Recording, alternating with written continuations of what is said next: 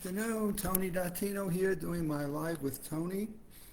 I am the founder of the USA Memory Championship and constantly reading various newsletters and reports on things that impact your mental health and how you go about your day and what you may be going through that impacts has a impact on your cognitive functions. So today I'm reading an article from the Consumers Report on Health from September, and it's why can't you get enough sleep? And it comes to mind because in talking with people in various training seminars, when you talk to them about the elements of sleep and how many of you are getting a good 7 hours of sleep, maybe with one trip to the bathroom, most people are stressing and feeling that there are challenges with the amount of sleep they're getting. And so what are some of those challenges and what are some of those problems? And what I'm hearing from people, and this is trying to put this all together and try to get my message out, is that there are some common problems that we all have, or a significant number of people have, and that is, we start off, well, you know what, I drank a whole lot before I went to bed, and therefore I'm getting up somewhere in the middle of the night and having to urinate. And the suggestions that, first of all, that's normal. I mean, if you're drinking either wine or beer or water or any kind of fluids, within 2 to 4 hours of bedtime, you're likely to have a problem, especially if you're drinking, 12 ounces or 16 ounces of soda, beer, water, wine, whatever liquid it is, even if you're having a big chunk of watermelon, that water is going to go through your urinary system, and it's going to create a bit of a problem. And so not only might you have prostate issues or urinary issues, you just have, hey, I'm drinking too much before bedtime. So one of the things my doctor has suggested is you not drink 2 hours to 3 hours before bed. And so, okay, at 7 o'clock, try to limit whatever your water intakes are. But though, if I have a piece of watermelon, so wait a minute, don't eat watermelon a few hours before bed. How about some grapes and lots of water and grapes, so don't eat too many grapes. So there are things that we do in our diets that can provoke and create this issue of water that makes us then have to get up in the middle of the night, urinate. How about if you're going through, some pain? You know what, my back hurts, my knee hurts, my neck hurts, I can't get comfortable. And your pain is waking you up, and you're trying not to take pain meds, and therefore you're trying to be very disciplined about not overdoing pain meds and things of that sort.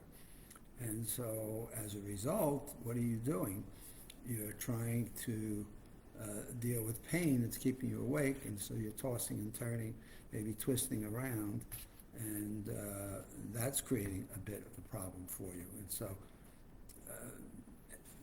sometimes, you got pain and maybe you need to take an aspirin or a Tylenol or something, but I try to limit that, and I would suggest that people try to limit the amount of pain meds that they take, but if that's what you need to be able to get a good night's rest, it's really important you get a good night's rest, because what we're learning is getting a night's rest helps clear out the toxins in your brain, and helps purify and helps minimize the impact that the lack of sleep is going to have on your cognitive functions. So now you've got a trade-off between your pain and your sleep and cleaning out toxins.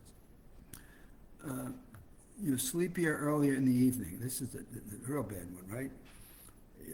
If you're getting sleepy in the 4 or 5 o'clock time period, one of the things I see people do is boy, I know better, so I don't fall into this hole. They go take a nap. And taking naps at 4 or 5 o'clock in the afternoon, not a good idea. If you're going to get up from your nap, go have dinner, watch some TV, and then think you're going to fall right back to sleep.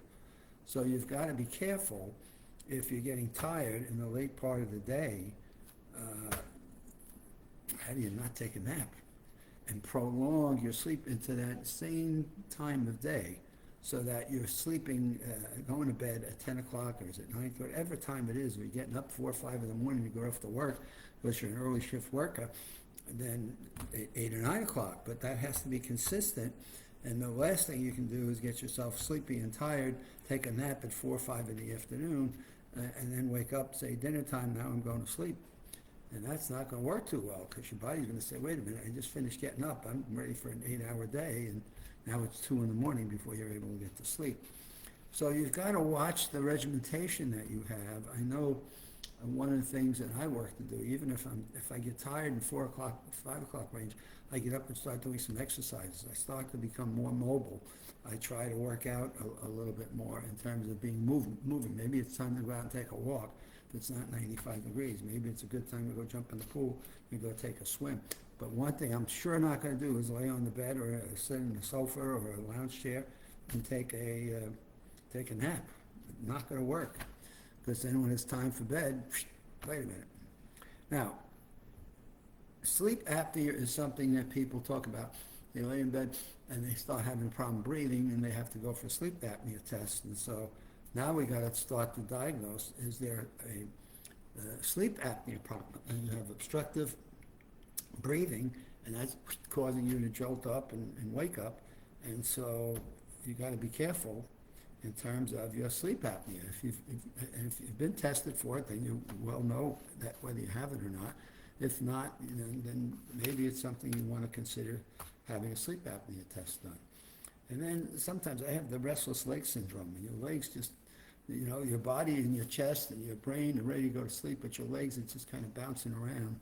So I've learned to do a couple of leg stretches and things, back stretches. Sometimes I feel in my back that I do before I go to bed at night. But here's the important thing. Well, if you're not in a normal sleep pattern, and I'm finding more and more people are not, and they're not getting their required sleep, recognize there's a consequence to your overall cognitive fitness and wellness, because your brain during those sleep hours is clarifying and purifying all of those toxins that may exist in from what you've eaten, maybe what you breathe in during the day. And so now you've got to be a little bit more aggressive in understanding what's keeping me awake and what can I possibly do about it. And then, of course, if you get heartburn at night, goodness, I ate, and maybe I had too much to drink, or I had too much acid food, or whatever. What you want to be is watch what you're eating, and I use 8 p.m. for a cutoff. If I'm not having something by 8 p.m., I'm not having it. And so how do you discipline yourself to doing things that you know are better for your overall health, and you learn how to prioritize those things so you're not compromising one thing for another. And again, I just find I've started to do some of my stretching exercises in the 8 to 9 hour. I used to try to get this urge, I want to eat something. So now I get up and do some of my stretches and some of my programs that are not raising my aerobic activity, but are helping me do my stretches, and my feeling my body is not falling apart on me in terms of its mobility and its flexibility. These are just things that the more I'm talking to people, and the more and more I'm hearing, it's people are, I don't want to say they're accepting it, but they're frustrated by it because they just don't know what to do to get a good night's rest. And who likes getting up in the morning and being tired? So see if some of these things can help with you. At least try to get to bed the same time every night. Watch what you're eating. Coffee has certainly been one of these things in the news, good or bad. Chocolate, another one of those things, good or bad, where you eat, what time you eat it, and how big and much of you having of it. And then being stressed about whatever is going on in life today, which can be a lot of things. Give yourself maybe a little bit of a meditation break before bedtime, and then shut that light out, keep the room dark. I sometimes listen to some light music and work on different techniques that can help you get a good night's rest. And we'll see you back here on Wednesday. God, the Monday comes by quick. It's back to Wednesday before we know it, and you have a good week.